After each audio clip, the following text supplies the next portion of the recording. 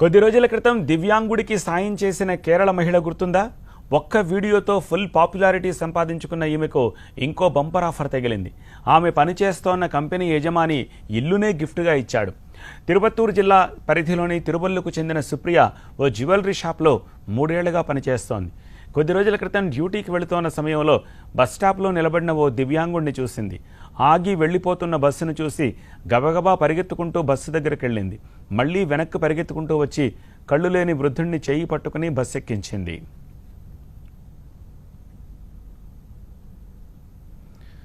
Supriya bus వెనకాల పరిగెత్తిన video social మీడియాలో viral అయ్యింది.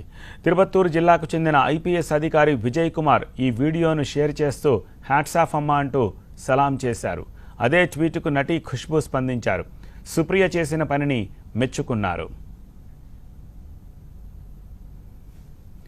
ఇక అటూ ఇటూ తిరిగి ఈ వీడియో కాస్త సుప్రియ పనిచేస్తున్న కంపెనీ చైర్మన్ దృష్టికి వెళ్ళింది. స్వయంగా ఆమె ఇంటికి వెళ్లారు.